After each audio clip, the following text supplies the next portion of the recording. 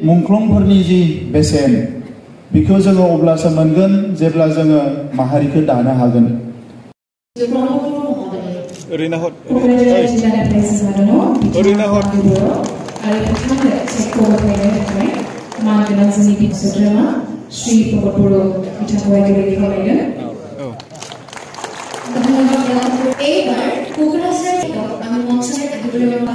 राज्य cabinet मंत्री माननीय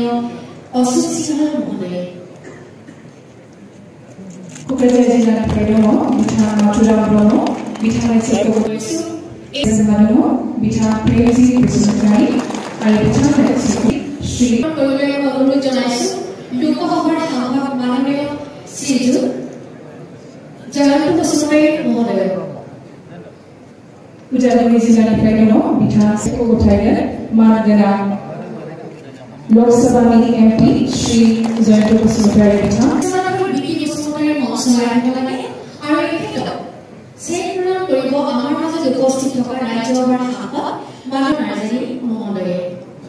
বিশ্বনাথ জিলানিफ्राय दङ बिथाङा बिखि गथायनानै होगोन मानगोना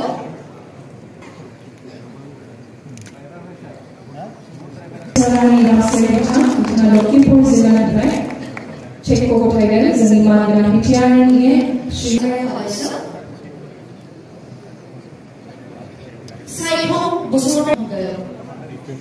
गवालपेराव बिथाङा खौरांगिरि बसुमतारी बिथाङा सेक्ट'र गथायनानै होगोन मानगोना श्री साइखं बसुमतारी सर सभापति माननीय दीपेन्द्र महोदय सनितपुर जिल्लानिफ्राय दङ बिथाङा रंजन बर' बिथाङा सेक्ट'र गथायनानै होगोन आफादगिरि श्री दीपेन बर' सर माननीय सदस्य सिंह महोदय बाक्सा जिल्लानिफ्राय दङ बिथाङा महेश्वर बसुमतारी बिथाङा सेक्ट'र गथायनानै होनो थाखाय मानगोना बिटिआरनि कुमार बसुमतारी आरो सेक्ट प्रदान কৰিবলৈ অনুৰোধ জনাইছো আমাৰ বিধায়ক কোকৰাঝাৰ সমষ্টি माननीय श्रीयुत लॉरेंस इस्तारी महोदय लॉरेंस इस्तारी सर এইখিনিতে আমাৰ আনুষ্ঠানিকভাৱে চেক বিতৰণ কৰা হৈ গ'ল। এইখিনিতে জনাইছো 678 গৰাকী এনডিএপি প্ৰাক্তন সদস্য কৰিব আৰু আপোনালোক নিৰাময় চেক প্ৰদান কৰা হ'ব। সেয়ে আপোনালোক সকলোকে আপোনালোকৰ আসনত বহি থাকিবলৈ আমি ইয়ালৈ অনুৰোধ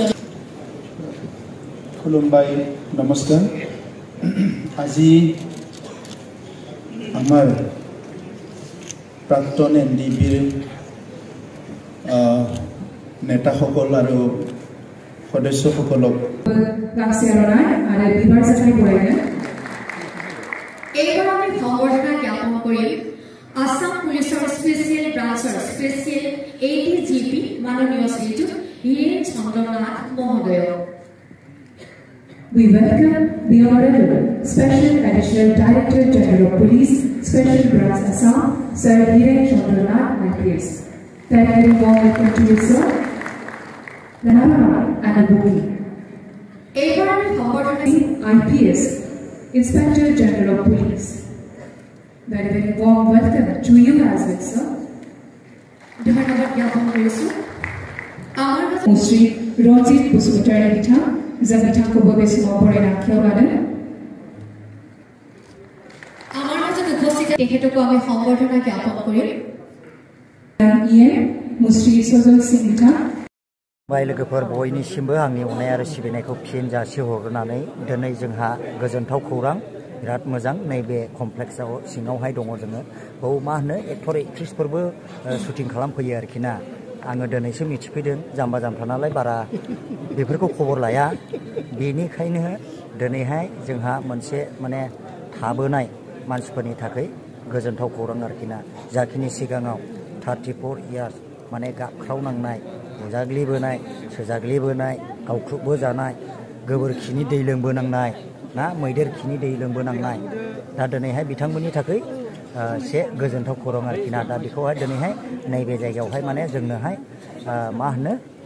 सेट होगोन आरोखि ना दा बेयावनो जोङो दंफैयो लोगोफोरनै नायदो नै बैलाय हनै हेमेन्थ बाबा दं प्रमद आर्टआ दङ आरोखि ना नै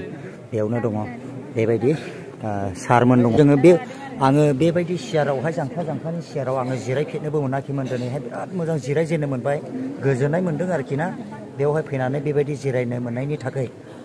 दा नायलांदो नै माखासे बाहेरायाव दंबावो नैबेयावनो एकदम बिराद मोजां आरोखि ना नै थाला थाला एकदमबारे न'फ्रा जिरायग्राफ्रा सियारफ्रा नै बिराद मोजां बिदि सियारखौ आं नुफेराखैमोन नै ओरैहाय नानिमोनबो दङ नै नानिमोना अबेनि जाखो नानि नोंसिना अबेयावथो चिरांनिनो चिरां मा जायगा उगुरि ए नों उगुरिनिसो माथो आंलाय उगुरियाव थांलाबो नुफेरा ओमफ्राय नैबेथ' जों मा जायगानिफ्राय मेदाम उदालगुरि ना आच्छा बिथांमोना उदालगुरिनि ओरैनो उदालगुरिनिफ्राय साबैसे फैदों 52 ना सार आच्छा उदालगुरि डिस्ट्रिक्टनिफ्राय 52 जन फैदों आरो ना दा नै बेवहाय नाय माने बेवहाय आलदा स्टेट लायै स्टेट बेवहाय फज'नाय जादों जायगाखौहाय औ ओमफ्राय ओरैनो नैबे प्रसेसा फैनानै बेसेबांसिम गोसोआव फिलिंस गोजोननाय मोनदों सार दाथ' जोङो गोबाव बोसोर माने जांख्रिथाय खालामनानै जों दिनै नेयै बे सिखिनियाव नेनानै जों दा जिथु जों जाफुंबाय बेखौनो जों गोजोननाय मोनदों आरो दिनै जोङो बिटिआर गभर्नमेन्टखौ साबायखर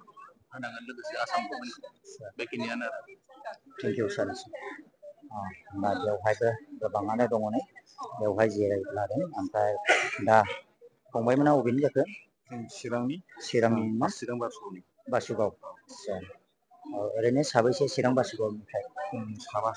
साबा ना बिथांमोना बासुगावनि आरोना ओमफ्राय ओरैजाय गोबांथार बेबायदिनो गुबुन गुबुन जायगानिफ्रायबो फैदों बिसोरथ' जोंनि जायगानिनो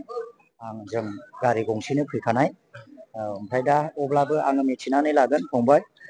दा नैबे प्रसेसा दिनै नेयै बिसिम फैनानै नोंनि गोसोआव बेसेबांसिम फिलिंस गोजोननाय मोनदों आरो मा फोरमायगोन गोजोननाय मोनबाय आच्छा औ जेबो प्रब्लेम गैया ना दा बेवहायथ' गोबाङानो दङ ओमफ्राय दा ओरैजाय दंबावो आङो सोंनानै लाबावगोन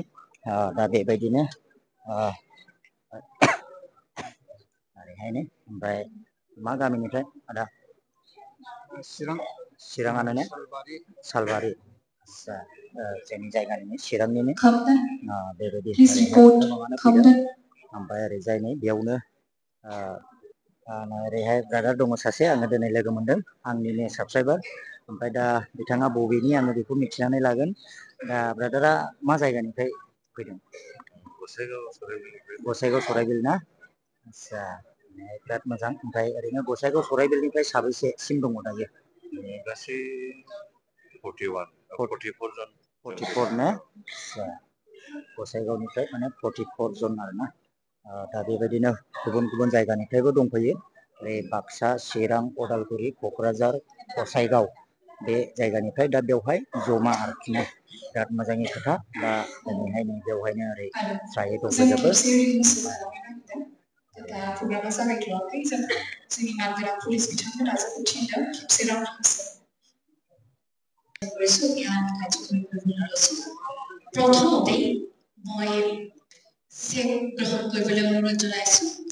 কোকৰাঝাৰৰ বান্টু বড়ো আৰু এখেতক চেক গ্ৰহণ কৰিব আমাৰ আজি মুখ্য অতিথি लोगोसे बेबायदिनो ओरैजाय गोबांथार मानसिफोर दङ दाब दाब जायगा बेवहाय एस'सियेसन ओरैजाय ओरै बैयावबो दुइथाला आरोखि ना बेयाव माखासे थागोन आरो बेयाव माखासे थागोन ओरैजाय बिराद मोजांहाय दा ओरै उदालगुरिनिफ्राय लानानै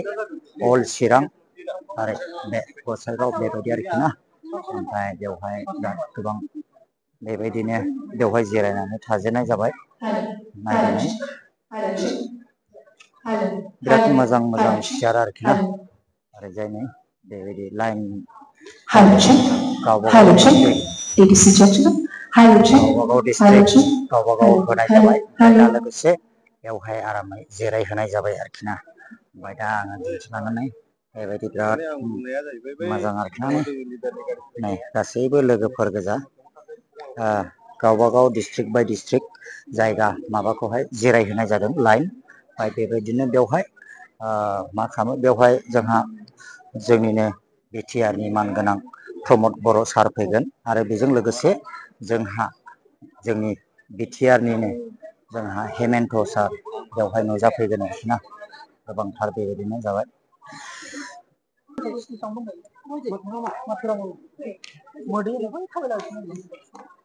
आस्सा मा गामिनि फंबाय बाक्सा डिस्ट्रिक्ट ना आस्सा बिथांमोना बाक्सानि आरो ना ओमफ्राय जोंथ' चिरांनि जाहैबाय माने रायलायनाय लेंगुवेजफ्रानो आलादा रोखोम जायो चिरांना आलादा बाक्साना आलादा आरो गसाइगावना आलादा आरो ओरै आफार आसामना आलादा आरोखि ना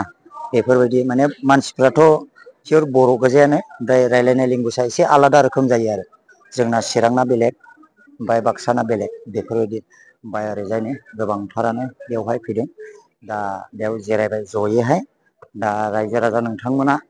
नैबे भिडिअखौ आंजों लोगोसे नायफालांनो हागोन बेबायदि रोखोमैहाय ओरैहाय नै बेवहाय गोबांथार बेबायदिनो जिरायबाय ओरैहाय लाइन मोनसे जिरायबावबाय नै माने डिस्ट्रिक्ट लायै डिस्ट्रिक्ट आलादा आलादा बेवहाय जिरायहोनाय जादों जयैनो ओमफ्राय बेबायदि मा गामिनिफ्राय फैदों सार